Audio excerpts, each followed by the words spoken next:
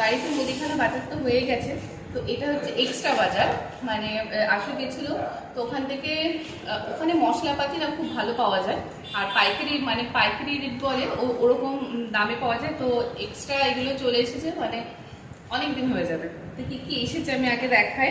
প্রথমে একটা অদ্ভুত জিনিস, এটা এটা অর্জুন গাছের ছাল না, এটা হলো অর্জুন গাছের ছাল, মানে জানি না এটা কি হয়, এটা খায় ওরা, কি হয় আমি এত জানি না। তো এই হচ্ছে এটার জন্যই যাওয়া, তো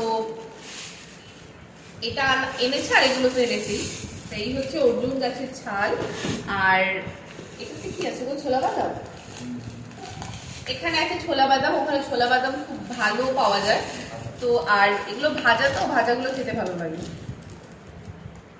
বাড়িতে থাকলে টুকটাক খাওয়া হয়ে যায়।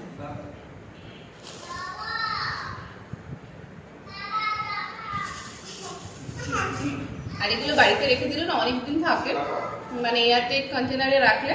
আর এগুলো টুকটাক যখন কিছু খেতে ইচ্ছে করে এগুলো খেলে মানে ভাল লাগে, এগুলো খেতে আমার ছোলা বাদাম খেতে খুব ভালো লাগে। আর এই হচ্ছে ভিনিগার, এই ভিনিগারের একটা গল্প আছে। আগের দিন ভিনিগার আনতে গিয়ে কেওড়ার জল নিয়ে এসেছে, আর কেওড়ার জলের মধ্যে সে চিকেন চোবানো হয়েছে।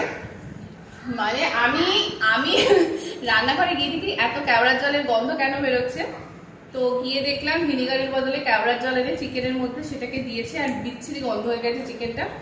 তো আজকে ঠিকঠাক এনেছে। এই হচ্ছে ভিনিগার।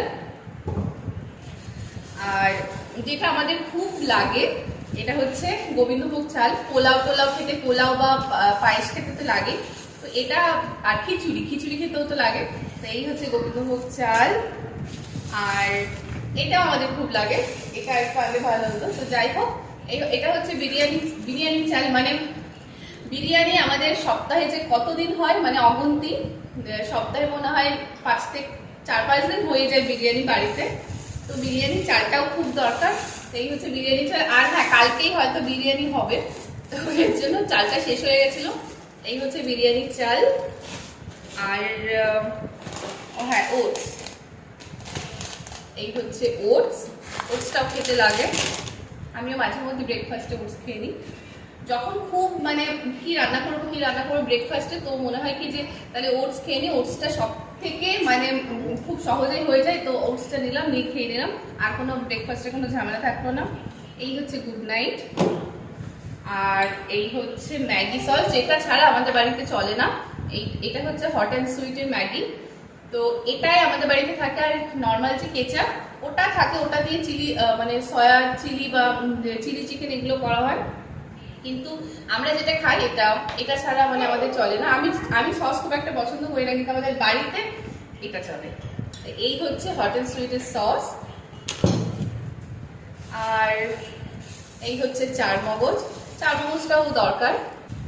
আর এই হচ্ছে কাজু বাদাম, এই হচ্ছে আমন্ড, আর এই হচ্ছে কাঁচা বাদাম।